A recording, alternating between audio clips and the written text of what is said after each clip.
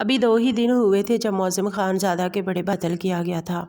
گھر میں موت کا سماں تھا، ماں کا تو رو رو کر برا حال تھا۔ معظم خان زادہ کے بھائی کو قتل کرنے والا کوئی اور نہیں بس کا سگا ماموں تھا، اور وہ اب ہر صورت پر معظم خان زادہ کے ساتھ صلح کرنا چاہتا تھا۔ لیکن معظم خان زادہ نے بھی ٹھان لیا تھا کہ وہ اس مسئلے کو اتنی جلدی حل نہیں کرے گا، بلکہ خون کے بدلے خون ہی ہوگا۔ ابھی اس کے بھائی کے قتل کی مٹی بھی خشک نہیں ہوئی تھی جب تیمور خان زادہ اس کے حویلی میں آیا تو معظم خان زادہ نے اپنے سگے ماموں کو دھکا دے دیا، کیونکہ ان سب کے پیچھے انہی کا ہاتھ تھا۔ اس کے بھائی کو قتل کرنے والا تیمور خان زادہ خود ہی تھا۔ یہ قتل زمینی جائیداد کی بنا پر ہوا تھا۔ آج پھر گھر کے بڑوں نے بیٹھ کر فیصلہ کیا کہ اس فیصلے کو جرگے میں لایا جائے تاکہ فیصلہ آسانی سے ہو جائے۔ تقریباً صبح کے 10 بجے تمام گاؤں کے بڑے سردار جرگے میں موجود تھے۔ سردار سیف الرحمن اور سردار علیم الدین دونوں پارٹیوں کی طرف سے ثالث منتخب کیے گئے۔ سردار تیمور نے جرگے میں بطور اعلان کیا کہ معظم خان زادہ اسے جو بھی سزا دینا چاہتا ہے وہ اسے منظور ہے۔ کچھ دیر خاموش رہا تو معظم خان زادہ کی طرف سے منتخب ثالث سیف الرحمن بولے، ہاں بھائی برخوردار، بتاؤ تمہیں اس خون کے بدلے کیا چاہیے؟ خون بہا چاہیے، قتل کے بدلے قتل چاہیے، یا پھر اس فیصلے کو ونی پہ ختم کیا جائے؟ یہ بات سن کر تیمور خان زادہ کی آنکھیں پھیل گئیں۔ وہ اپنی اکلوتی بیٹی کو کیا ونی کر دے گا؟ اس نے دل میں سوچا ایسا کچھ نہیں ہوگا، بلکہ قتل کے بدلے خون بہا دے کر جان چھڑا لی جائے گی۔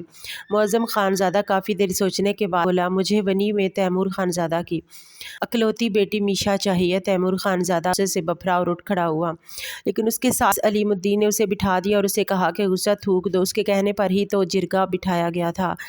اب وہ ایسے کیسے مکر رہا تھا؟ اگر معظم خان زادہ کو اس کی بیٹی میشا چاہیے تو جرگے کا آخری فیصلہ ہے۔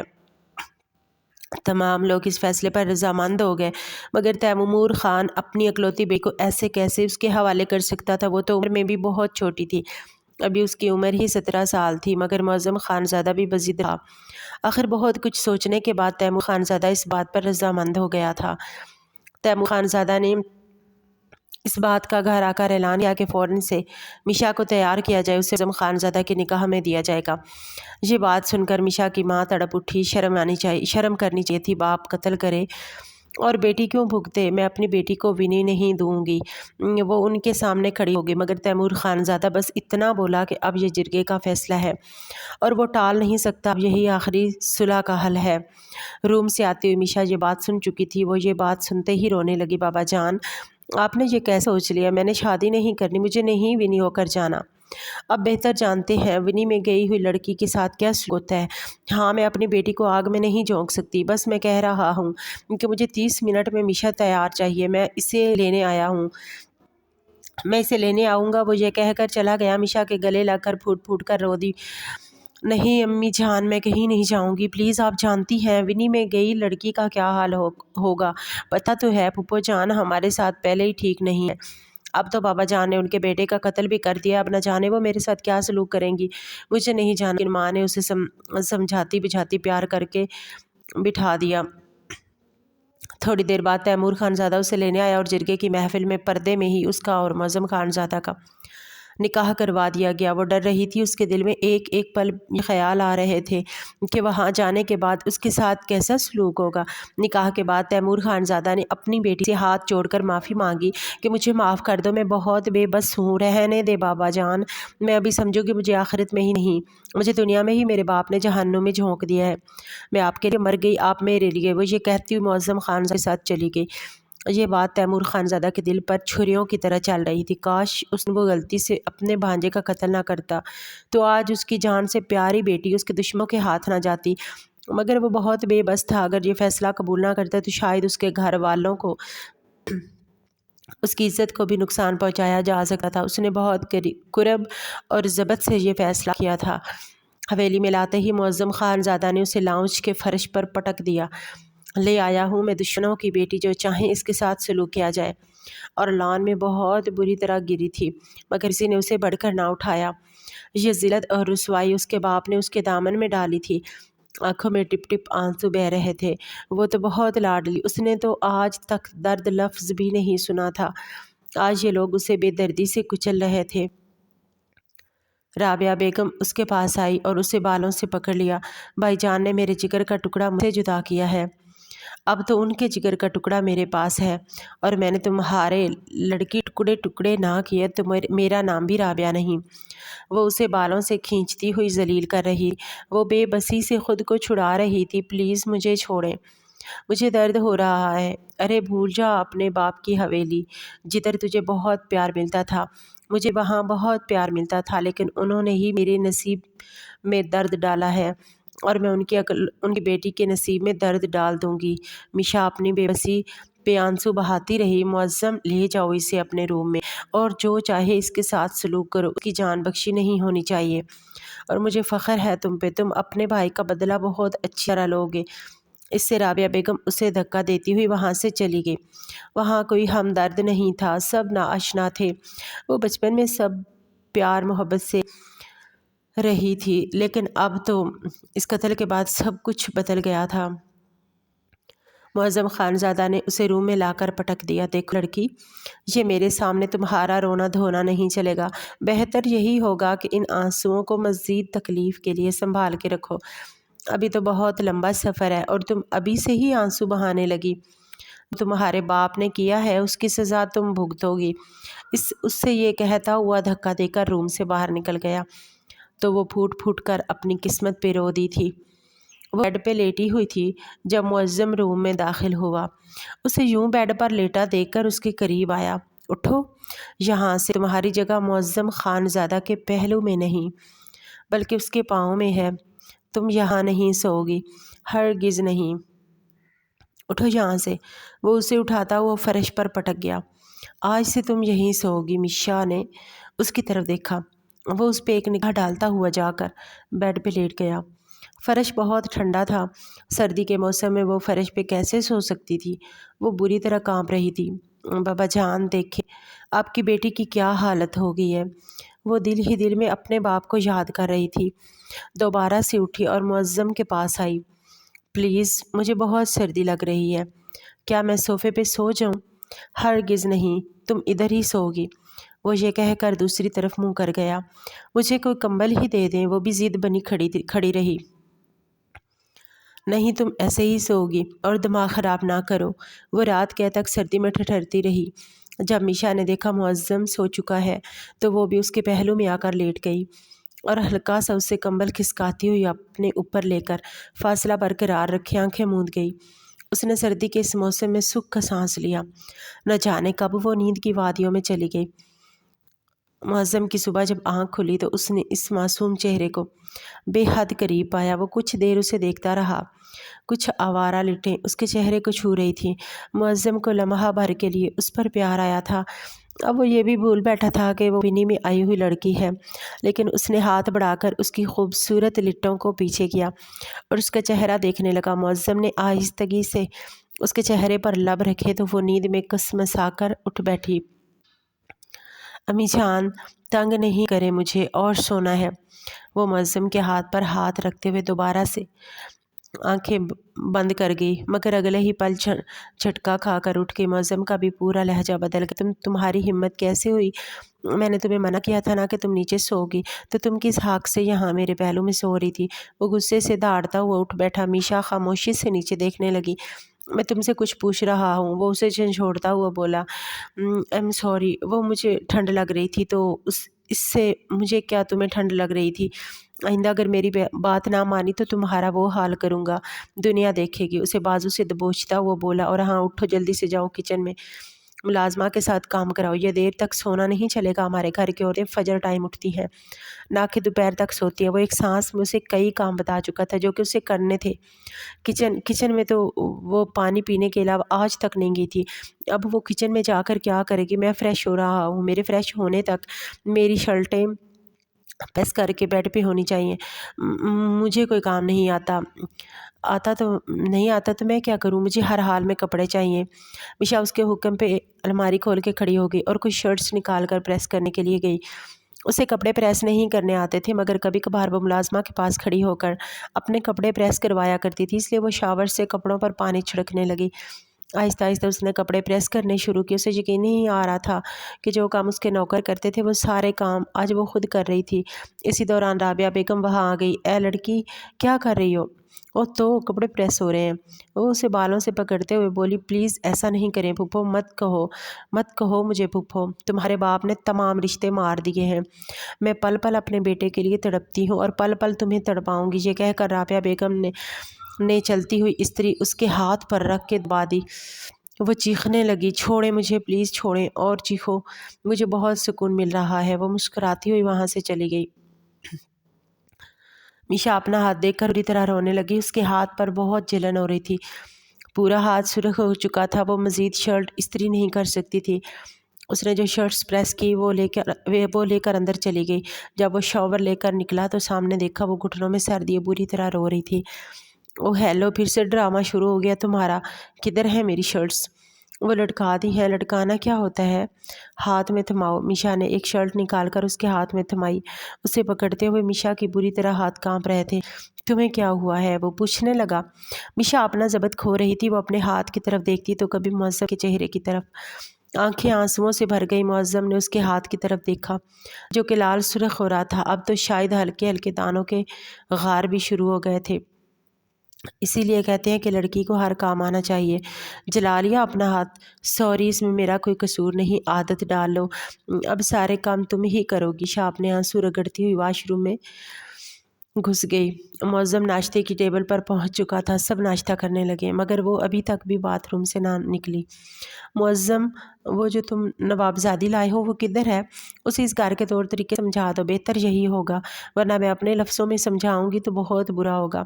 رابعہ بیگم سے تربیت کرتی ہوئی بولی، امی جان آپ فکر نہیں کریں، کل سے وہ آپ کو فجر ٹائم ہی ادھر بار سب عورتوں میں نظر آئے گی اور بہتر طریقے سے سارے طور طریقے سمجھا دیجیے گا۔ وہ روتی ہوئی اپنا ہاتھ صاف کر کے الماری کے سارے کیبنٹس میں سے کچھ میڈیسن ڈھونڈنے لگی تاکہ وہ ہاتھ پر لگائے تو اس کی جلن کم ہو۔ کافی ڈھونڈنے کے بعد اسے ایک ٹیوب مل گئی جو اس نے ہاتھ پر لگائی اور سر پہ دوپٹہ اوڑھتی ہوئی روم سے باہر چلی گئی۔ اسے یوں باہر آتا دیکھ کر رابعہ نے ملازمہ کو بلایا، نازو اس لڑکی کو یہاں کے طور طریقے سمجھا دو اور آج سے دوپہر کے سارے برتن یہی دھویا کرے گی، سبزی کاٹنے سے لے کر سبزی پکانے تک سب کچھ اس سے کروایا کرو۔ چھوٹی بی بی آ جائے، میں آپ کو سمجھاتی ہوں۔ ارے چھوٹی بی بی کہاں کی؟ میشا نام ہے، اسے نام سے پکارو۔ اسے کس نے چھوٹی بی بی کا درس دیا ہے؟ وہ ناگواری سے کہتی ہوئی چلی گئی۔ میشا جب کچن میں گئی تو ہچکیوں کے ساتھ رونے لگی۔ آنٹی مجھے کوئی کام نہیں کرنا آتا، میرا ہاتھ بھی چل گیا ہے۔ وہ معصومیت سے اسے بتا رہی تھی، مجھے بہت بھوک لگی ہے، میں نے کل سے کچھ بھی نہیں کھایا۔ اچھا تم بیٹھو، میں تمہارے لیے کھانا نکال دیتی ہوں۔ ملازمہ کافی رحم دل تھی، اس کے لیے کھانا نکالنے لگی۔ وہ چیئر پر بیٹھی اور ملازمہ نے اسے کھانا نکال کر دیا۔ میشا 2 دن سے بھوکی تھی، وہ ناشتہ کرنے لگی مگر اسی وقت رابعہ بیگم کچن میں داخل ہوئی۔ نہ تو یہ تمہاری مالکن نہیں ہے بلکہ یہ بھی نوکر ہے، اور تم نے اسے کیا بنا کر دیا ہے؟ آئندہ یہ ناشتہ نہیں کرے گی۔ اور یہ کہہ کر اس کے سامنے سے ناشتے کی ٹرے اٹھا کر فرش پر پھینکی۔ میشا کبھی فرش پر پڑے کھانے کو دیکھتی تو کبھی اپنی پھپھو کے منہ کی طرف۔ میشا کو آج 1 ہفتہ ہو گیا تھا مگر اس کے پاس ایک بھی سوٹ نہیں تھا۔ اس کا دل کیا کہ وہ معظم کو بولے کہ اسے کچھ کپڑے چاہیے مگر آج وہ بہت جلد آفس جا چکا تھا۔ میشا نے شاور لیا اور معظم کے کپڑے نکال کر پہن لیے لیکن وہ ڈر کے مارے روم سے باہر بھی نہیں نکل رہی تھی۔ اس نے اندر سے روم کو لاک کر کے بیٹھ گئی تھی تاکہ کوئی دیکھ نہ لے۔ معظم ضروری کام سے جب گھر واپس آیا تو اسے روم سے کچھ ضروری فائل لینی تھی۔ وہ روم میں داخل ہوا لیکن وہ خود کو چھپائے بیٹھی تھی۔ تم روم میں کیوں گھسی بیٹھی ہو؟ تمہیں اور کوئی کام نہیں ہے؟ وہ آتے ہی اس پر برس پڑا۔ اس نے معصومیت سے بلینکٹ کو اور اوپر اوڑھ لیا۔ چلو جاؤ باہر کام کرو، اس پر سے کمبل کھینچتا ہوا بولا مگر سامنے کا منظر اسے دھچکا لگا۔ یہ کیا ڈرامہ ہے؟ وہ غصے میں دھاڑا۔ وہ میرے پاس کپڑے نہیں ہیں، مجھے کچھ سوٹ چاہیے تھے، ابھی میں نے اپنا سوٹ دھویا ہے، وہ خشک ہو جائے گا پھر آپ کے کپڑے اتار دوں گی۔ اس کی جینز اور ٹی شرٹ میں بہت معصوم اور پیاری لگ رہی تھی۔ وہ کافی دیر سے کن آنکھوں سے دیکھتا رہا مگر کچھ کہے بغیر روم سے باہر چلا گیا۔ کافی سارے کام کرنا سیکھ گئی تھی۔ میشا نے ملازمہ کو بتایا کہ اسے کچھ کپڑوں کی ضرورت ہے۔ یہ بات پاس کھڑی رابعہ بیگم سن رہی تھی۔ دوپہر کا کھانا لگانے کے بعد جب میشا اپنے روم میں جانے لگی تو رابعہ بیگم نے اسے روکا۔ اے لڑکی سنو، رکو، مجھے تم سے کچھ بات کرنی ہے۔ نازو جاؤ، میں نے نور کے کمرے میں کچھ پرانے کپڑے رکھے ہیں، وہ اس کو دے دو، یہ پہن لے گی، ویسے بھی نور کے کسی کام کے نہیں ہیں۔ میشا کو یہ دن بھی دیکھنا پڑا، اسے نور کی اترن پہننی تھی جو ہر مہینے 2020 جوڑے لیا کرتی تھی۔ نازو کچھ کپڑے لائی تو وہ میشا کو تھما دیا۔ میشا نے نہ چاہتے ہوئے بھی پکڑ لیے۔ یہ تمام منظر بی جان دیکھ رہی تھی۔ انہیں دل ہی دل میں میشا سے بہت ہمدردی تھی۔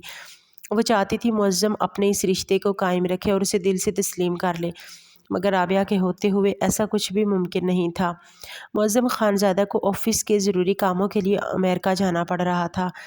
وہ جب روم میں داخل ہوا تو میشا پھوٹ پھوٹ کر رو رہی تھی۔ وہ ہمیشہ کی طرح اس کا رونا دیکھ کر چڑ جاتا تھا۔ اب تمہیں کیا ہوا؟ کبھی تو سکون سے رہا کرو اور مجھے بھی رہنے دیا کرو۔ دیکھے نا، وہ پھوپھو نے پرانے کپڑے دے دیے ہیں۔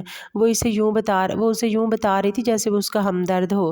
تو اس میں کوئی بڑی بات نہیں ہے، کپڑے ہی تو ہیں۔ میشا نے سوالیہ نظروں سے اسے دیکھا کہ اس کا کیا قصور تھا، اس پر آخر اتنے ظلم کیوں ڈھائے جاتے ہیں؟ کبھی اس کا ہاتھ جلا دیا جاتا ہے، کبھی اس سے کھانا چھین لیا جاتا ہے، تو کبھی اس کے ساتھ کچھ سلوک کیا جاتا ہے۔ جاؤ، ان میں سے کوئی پہن لو، میرا دماغ خراب نہ کرو، ویسے بھی میری کچھ دنوں میں شادی ہونے والی ہے، میں یہ روم چھوڑ دوں گا۔ جیسا بھی جو بھی رشتہ تھا، میشا کو یہ بات اندر سے سلگا گئی تھی۔ وہ اور پھوٹ پھوٹ کر رونے لگی۔ تو معظم اس کے قریب آیا۔ کیوں رو رہی ہو؟ تمہیں کوئی مسئلہ ہے کیا؟ وہ نفی میں سر ہلانے لگی۔ اس کے ہاتھ پر آج ایک اور زخم تھا۔ یہ تمہارے ہاتھ پر کیا ہو گیا ہے؟ چھری لگی ہے، درد ہو رہا ہے، اس کا ہاتھ پکڑے ہوئے بولا۔ میشا نے اس بات میں سر ہلایا۔ تو ہوتا رہے، میں کیا کروں؟ وہ اس کا ہاتھ جھٹکتا ہوا باہر گیا۔ آج وہ جب روم میں واپس آیا تو میشا نے کالے رنگ کا لباس زیبتان کیا ہوا تھا جو کہ اس کے حسن کو چارکا رہا تھا۔ وہ پہلی بار معظم کو اتنی خوبصورت کہ وہ اس کے قریب آیا اور آہستہ سے اسے اپنے حصار میں لے لیا۔ آج معظم کی امریکہ کی فلائٹ تھی۔ اسے ایک دن نہیں بلکہ 2 سال کے لیے امریکہ جانا تھا۔ وہ سب کو اللہ حافظ کہتا ہوا چلا گیا۔ میشا کا بہت اداس دل تھا۔ معظم کا یوں چلے جانا اسے کسی صورت قبول نہیں تھا، مگر اب تو اس کے لیے مزید مشکلات بڑھ گئی تھی۔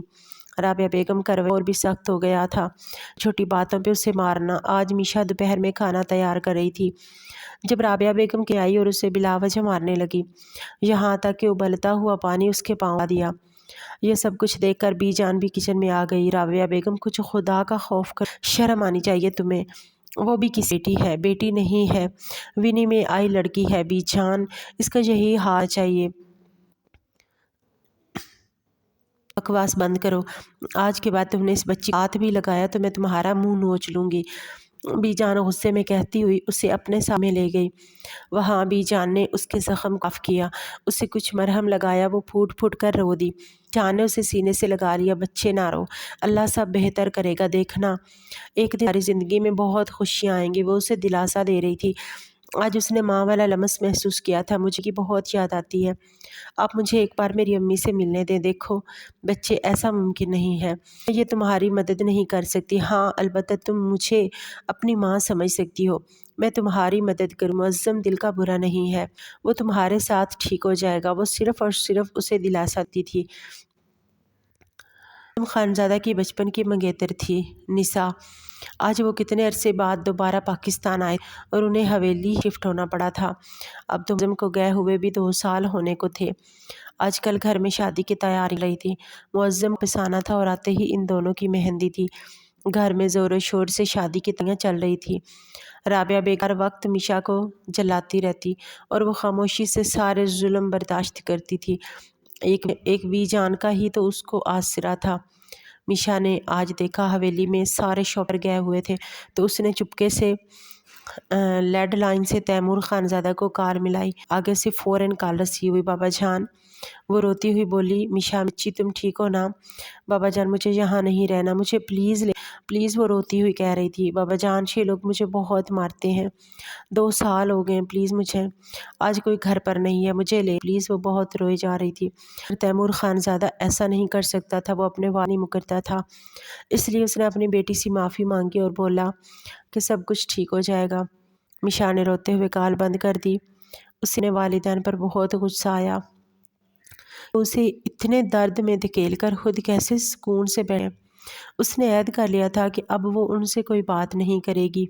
مرتے تک رابعہ بیگم شاپنگ کر کے واپس آئی تو انہوں نے خصوصاً میشا کو اپنے روم بلا بھیجا۔ میشا فوراً ان کے روم میں چلی گئی۔ سنو لڑکی، مجھے تم سے ضروری بات کرنی ہے۔ میشا سر جھکاتے ہوئے کھڑی۔ جی بولیں۔ دیکھو کل معظم واپس آ رہا ہے اور تمہیں وہ کمرہ خالی کرنا ہوگا۔ اب تمہاری اس کمرے میں کوئی جگہ نہیں ہے کہ تم جانتی ہو نساء اور معظم کی شادی ہو رہی ہے، اس لیے تم اس روم کی سے سیٹنگ کراؤ گی۔ اور ہاں بات یاد رہے، معظم کے ساتھ اب ہرگز ہوگی۔ مگر کیوں؟ نہ جانے کیوں یہ سوال پوچھ بیٹھی تھی۔ وہ تو میرے شوہر ہے نا۔ نہیں ہے وہ تمہارا، ونی میں آئی ہو تم، اور ونی میں آئی لڑکی کی حیثیت صرف اور صرف ایک غیر کے برابر ہے۔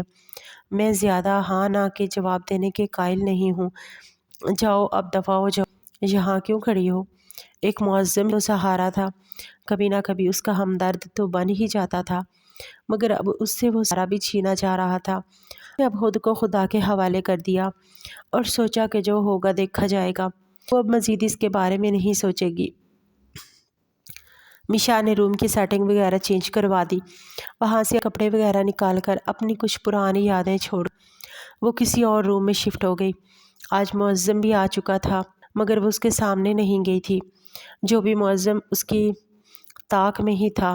آج اور معظم کی مہندی دونوں بے حد خوش لگ رہے تھے۔ آخر بچپن محبت ایک دوسرے کو مل رہی تھی۔ آج کا دن بھی وہ اپنے روم میں اکیلی بیٹھی رو رہی۔ اس کا دل کیا کہ وہ ایک بار مجھ سے مل لے، مگر ایسا کچھ نہیں ہوا تھا۔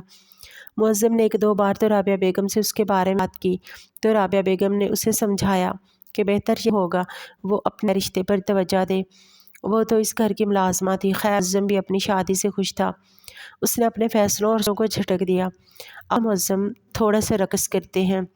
نساء نے معظم کو زبردستی اٹھایا اور سٹیج پر رقص کرنے لگے۔ وہ کھڑکی میں کھڑی ہوئی کچھ دیکھ رہی تھی، آنکھوں میں نمی تھی۔ کچھ تو اپنا تھا جو ہمیشہ کے لیے پرایا ہو گیا تھا، مگر کہاں سے اپنا تھا؟ اور 2 سالوں میں اس نے ایک بار پلٹ کر بھی نہیں پوچھا تھا کہ وہ کیسی ہے۔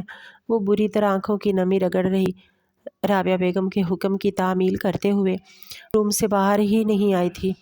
اب دن معظم اور نساء کی بارات تھی۔ نساء بھی بہت خوبصورت تھی اور معظم کی بہن کی منگیتر بھی تھی اور محبت بھی تھی۔ میں بہت خوش تھا۔ اس دوران وہ اس ونی میں آئی لڑکی کو بالکل بھول چکا تھا اور اپنے اس نئے سفر کا آغاز کر رہا تھا۔ وہ معظم خانہ نے نساء خانزادہ اپنے نکاح میں قبول کر لیا تھا۔ دلہن بنی ہوئی اب روم میں بیٹھی تھی۔ رابعہ بیگم نے جان بوجھ کر رات کا کھانا میشا سے تیار کروایا تھا۔ میشا نے ٹرے کو سجایا تو رابعہ بیگم نے کہا کہ وہ معظم اور نساء کو خود کھانا دے آئے گی۔ وہ بھی تو دیکھنا چاہتی تھی، اسے مزید تڑپانا چاہتی تھی۔ معظم کون سا ساتھ دیکھ کر وہ کیسا کرے گی؟ میشا ہمت جمع کرتے ہوئے معظم کے روم کی طرف چل دی۔ دروازہ ناک کرنے کے بعد معظم نے ہی دروازہ کھولا۔ وہ آنکھوں میں لیے بہت سارے سوالوں کے ساتھ اس کی طرف دیکھ رہی تھی۔ وہ بھی نہ جانے کچھ پہر اس میں کھوسا گیا تھا۔ یہ وہی تھی جو اس ٹائم 18 سے 17 سال کی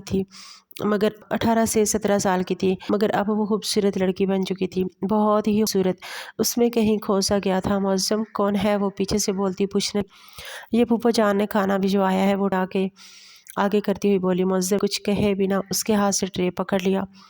کون ہے معظم؟ وہ اس پیچھے آ کھڑی ہو گئی۔ وہ تو یہ ہے، گواری سے کہتی ہوئی وہ ڈنر دینے آئی تھی، میں یہ کہ واپس پلٹ گئی۔ معظم کا کھانا کھاتے ہوئے بھی بار دھیان میشا کی طرف بھٹک رہا تھا۔ اس کی اتنی خوبصورت وائف تھی، اس کے ہوتے ہوئے بھی اس نے نساء سے کیوں نکلیا تھا؟ نساء کو اپنا محرم کیوں بنا لیا تھا؟ اسے خود بخود غصہ تھا۔ تم نے ابھی تک میری منہ دکھائی بھی نہیں تھی۔ وہ ختم کرنے کے بعد اس سے اپنی دکھائی دینے کا اصرار کرنے لگی۔ وہ معظم جو کچھ پہلے ہی بہت خوش ہو رہا تھا، لیکن اس کی تمام خوشی ہوا ہو چکی تھی۔ دو نہ میری منہ دکھائی، وہ زبردستی اسے سامنے سے جھنجھوڑتی ہوئی بولی۔ ہاں دیتا ہوں۔ معظم نے ایک مخفی سی ڈبیا اسے پکڑا دی۔ یہ بات ہوئی، معظم پہنا بھی دو۔ وہ آگے ہاتھ بڑھاتی ہوئی بولی۔ تم نے بے دلی سے اس کے ہاتھ میں بریسلٹ پہنا دیا۔ نساء تم چینج کرو، مجھے ضروری کام ہے، میں آتا ہوں۔ معظم بھی ضروری کام ہے، وہ چڑ کر بولی۔ میں بول رہا ہوں کہ ضروری کام ہے، چینج کر کے سو جانا۔ وہ یہ کیا کر کہہ روم سے باہر نکل گیا۔ اسے معلوم نہیں تھا کہ میشا کون سے میں ہے۔ وہ سیدھا بی جان کے پاس گیا اور ان سے مدد لینی چاہیے۔ انہوں نے اسے بتایا کہ تمہاری ماں نے پیچھے سے نشا بہت ظلم ڈھائے ہیں، بیٹا پلیز میشا کو اپنا لو، وہ بھی تو تمہاری بیوی ہے نا۔ ونی میں آئی ہے تو کیا ہوا، اس نے تو تمہارے بھائی قتل نہیں کیا نا، بس اب مجرم تو اس کا باپ، لیکن جب ایک باپ اکلوتی بیٹی کو کسی کے حوالے دیتا ہے تو وہ بھی یہ سزا سے کم نہیں۔ وہ بی جان کے پاس بیٹھنے کے بعد سیدھا میشا کے میں گیا۔ میشا فرش پر بیٹھی صوفے پر منہ رو رہی تھی۔ وہ روم میں داخل ہوا تو اس کے ساتھ ہی فرش پہ بیٹھ گیا۔ معظم نے آہستگی سے کندھے پر ہاتھ رکھا تو وہ فوراً چوئی اور خاموشی سے ٹکٹکی باندھے کافی دیر اسے رہی۔ نہ معظم کے پاس الفاظ تھے نہ ہی میشا کے پاس، یوں ہی خاموشی سے ایک دو تکتے رہے، مگر میشا کی آنکھوں میں بہت زیادہ آنسو تھے۔ اس سے پوچھنا چاہتی تھی کہ وہ یہاں کیوں آیا ہے۔ ونی میں آئی لڑکی کی کوئی زندگی نہیں ہوتی، یہ تو سچ تھا۔ اس کے خاندان کا یہ رویہ سب سے برا لگا تھا۔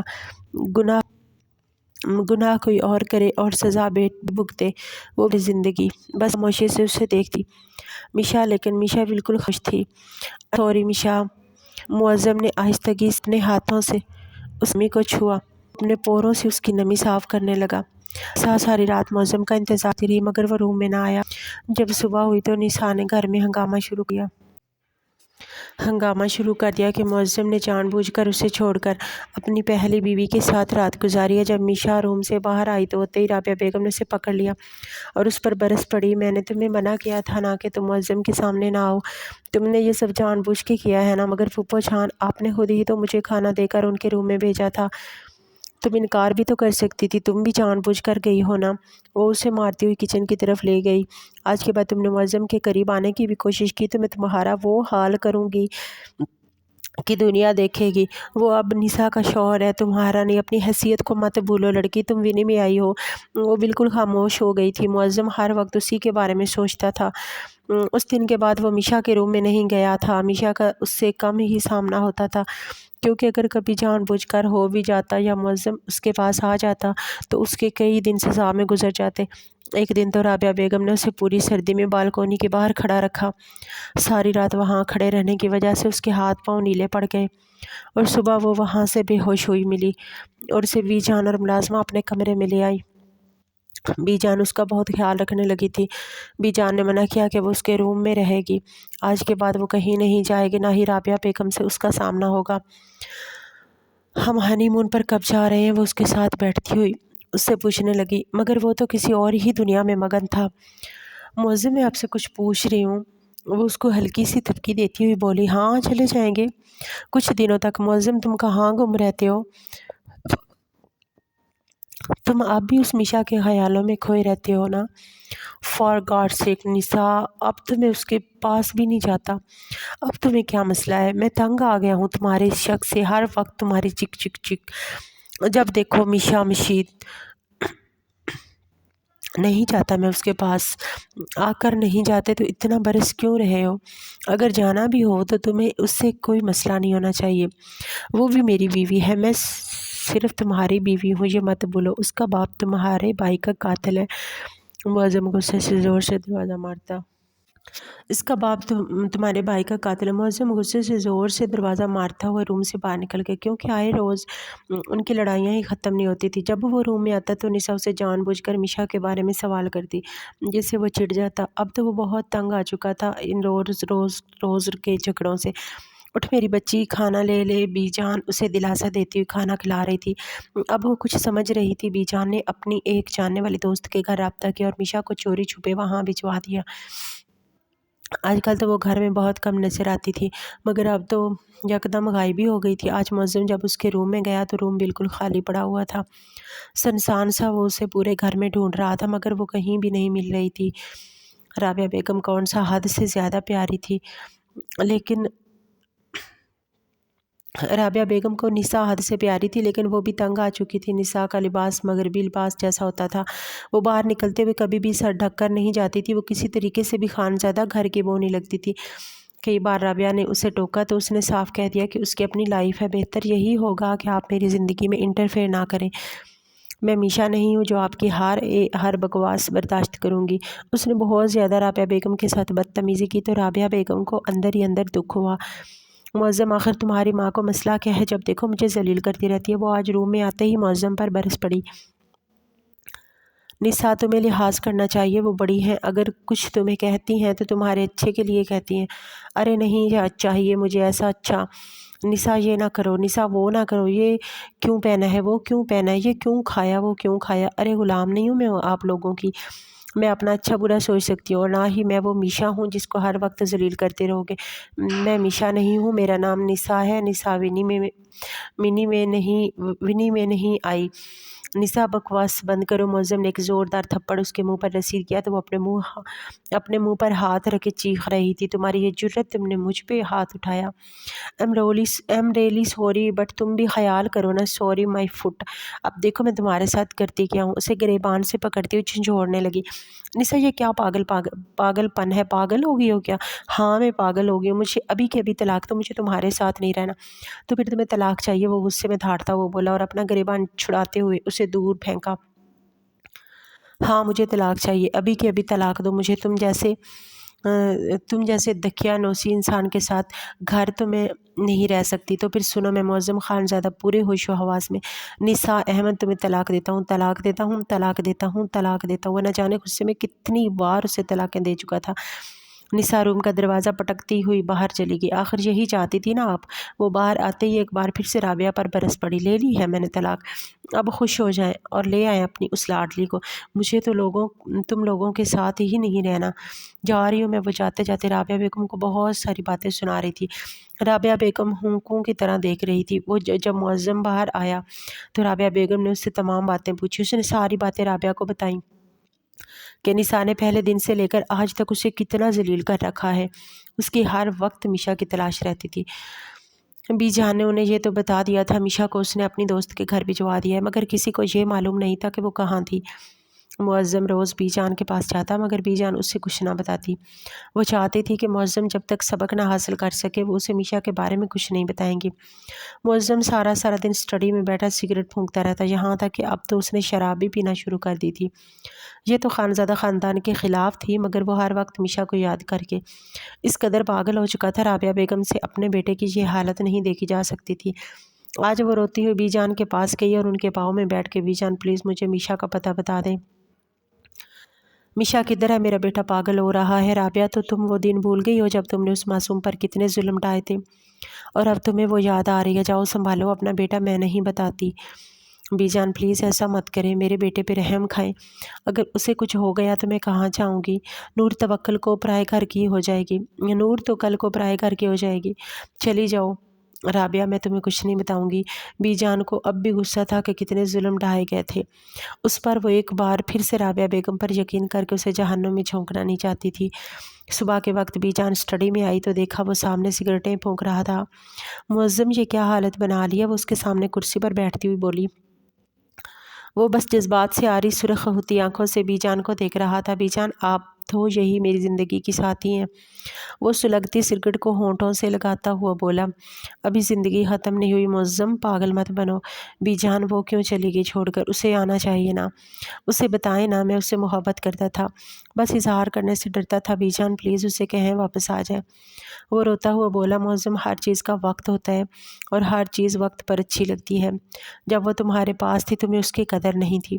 تمہاری ماں اور تم اسے دتکارتے رہتے تھے۔ تمہارے جانے کے بعد اس نے نہ جانے کتنے ظلم سہے، اس کے ہاتھ جلائے گئے، اس کے پاؤں جلائے گئے، یہاں تک کہ اسے اترن پہنائی گئی۔ کیسے شوہر تھے تم؟ اپنی ہی بیوی کا خیال نہیں رکھا تم نے، اور اس کے ہوتے ہوئے دوسری سے نکاح بھی کر لیا۔ کیا یہ شان تھی ہماری خانزادہ ہاؤس کی؟ ارے خانزادہ تو ایک سے شادی کر لیتا تو دوسری کے بارے میں سوچنا گوارا بھی نہیں کرتا تھا۔ میں چاہتی تھی تم لوگوں کو ٹھوکر لگے، تبھی سدھرو گے تم دونوں، اس لیے چپ چاپ تماشا دیکھتی ہے۔ وہ بچی چپ چاپ تم لوگوں کے درد سہتی رہی۔ اب کس منہ سے جاؤ گے اس کے پاس؟ بی جان میں اس سے معافی مانگ لوں گا، مجھے یقین ہے وہ ایسی نہیں ہے، وہ مجھے معاف کر دے گی، اور اگر اس نے تمہیں معاف نہ کیا تو وہ مجھے معاف کر دے گی۔ بی جان آپ اس سے بات کر کے دیکھیں نا، آپ کی تو بات مانے گی۔ وہ تیمور خانزادہ کے پاس بھی نہیں ہے، پھر کہاں گئی آپ بتائیں نا۔ آپ کو معلوم ہے نا مجھے کچھ معلوم نہیں، بی جان غصے سے بولی۔ بی جان خدا کے لیے مجھے بتا دے، میری زندگی کا سوال ہے، پہلے مجھ سے وعدہ کرنا ہوگا۔ بی جان کیسا وعدہ؟ میں میشا کے لیے ہر وعدہ کرنے کو تیار ہوں، وہ مجھے جو سزا دے گی میں قبول کروں گا، بس آپ مجھے اس کا پتہ دے دیں۔ پہلی شرط تو یہ ہے کہ تم اسے زندگی کی تمام خوشیاں دو گے، اور دوسری شرط یہ ہے کہ جب وہ دوبارہ اس گھر میں واپس آئے گی تو اسے ونی نہیں قرار دیا جائے گا، بلکہ اس گھر کی ویسے ہی بہو تسلیم کیا جائے گا جیسے میں نے تمہاری ماں کو تسلیم کیا ہوا ہے، اور تمہیں یہ ثابت کرنا ہوگا کہ ونی میں آئی لڑکی بے قصور ہوتی ہے، اسے بھی زندگی سے تمام منظر جینے کا حق ہوتا ہے۔ بی جان میں آپ سے وعدہ کرتا ہوں میں اسے کبھی دکھ نہیں دوں گا۔ اب تو مجھے اس کا پتہ بتا دیں۔ تو پھر سنو، وہ تمہاری پھپھو کے پاس امریکہ میں ہے، اور ایک اور بھی بات سن لو۔ اور کون سی بات؟ وہ خاموشی سے ان کی طرف دیکھنے لگا۔ میشا تمہارے بچے کی ماں بھی بننے والی ہے۔